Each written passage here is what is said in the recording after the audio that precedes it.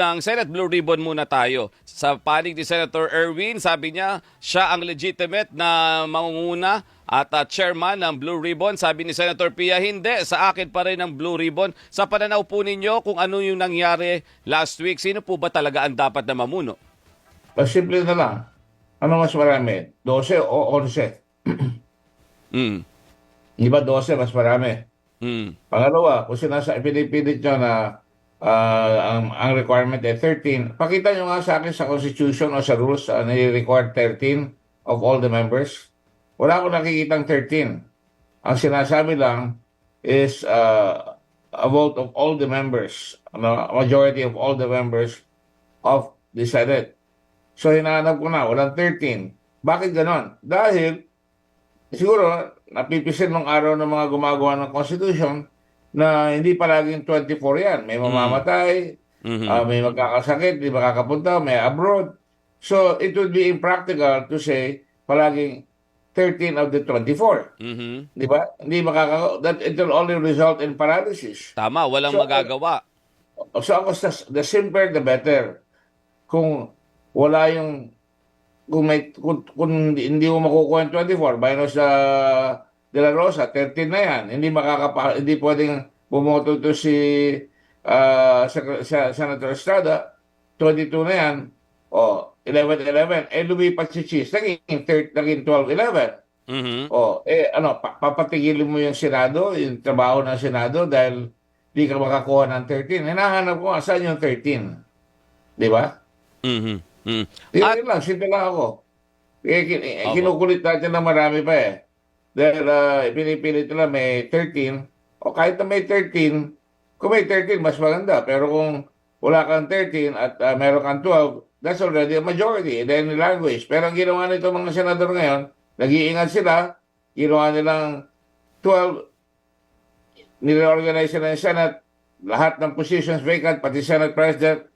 So, anong nangyari? Naging Senate President pro tempore si Win Gatchalian. Wala na yung position ni Senator Cayetano. Senator na naman siya. At pag halimbawa ng special session yun, I'm sure, boboto sila ng bagong Senate President. Yun na rin yun. Ganun rin ang dating.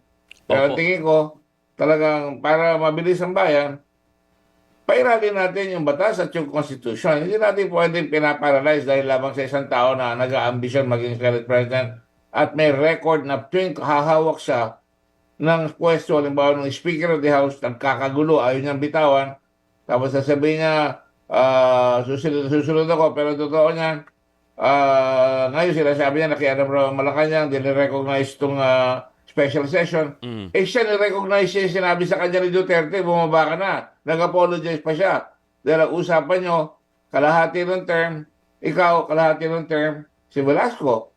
Nung natapos yung term, nagkakahog siya at sabi niya, siya pa rin, kumuha kayo ng number, pero nung nagalit na ang Pangulo niya, nakialam na yung Pangulo niya, umupo siya at nag-apologize pa siya na hindi niya raw masyadong na-measure yung sitwasyon. So, I cannot rely on a Senate President.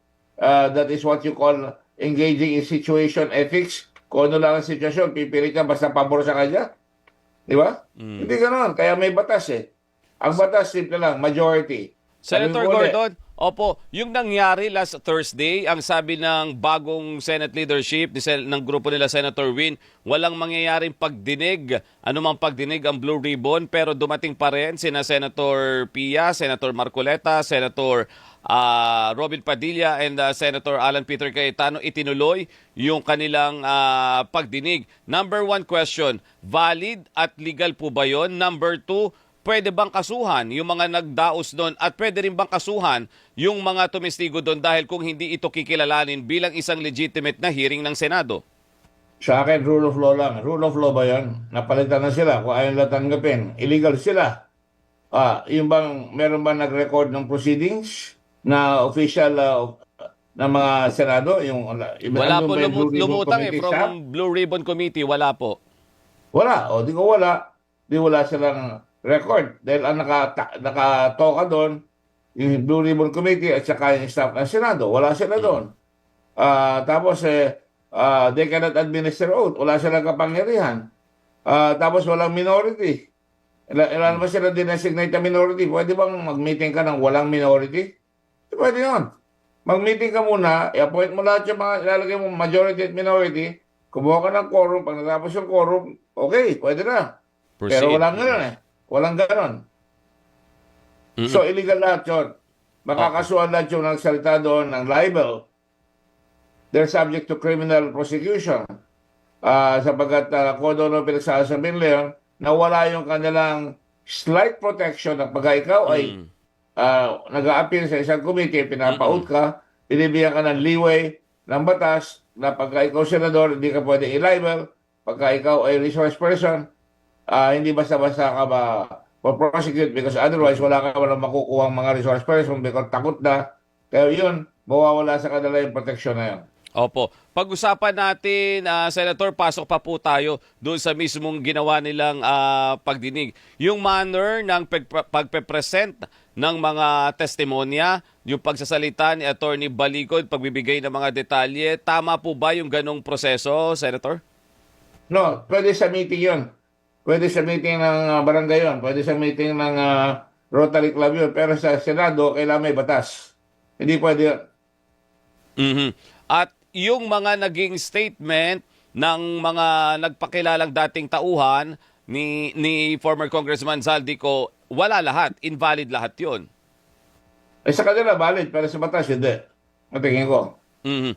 And then on Monday, magkakaroon po ng pagdinig ang grupo naman ni Senator Erwin Tulfo. Ang sabi ng Senator Tulfo, Senator Gordon, kung magpilit daw yung kabilang panig na mag-hearing pa rin, ay ipaa-aresto, kukwelyuhan daw niya tila yung palabas yung senador na magpipilit na ganito. May valid po ba na reason para gawin ito at tama ba na ganito yung mangyari? Siguro pwede mo pa-arresto yung Senate President. Hindi siya dahil meron kang rogue committee na hindi ginawa ng Kongreso, ng Senado at nagtatagka mag-meeting, sinisira yung order and harmony in the Senate. Pwedeng patigilin. Pag hindi tumigil, pwedeng pahuli yung mga naandoon dahil mali yung ginagawa nila. Wala sa batas yun. Mhm. They have the right to do it in their own time. They can go to a Manila Hotel. They can go elsewhere. Meeting sila kahit saan.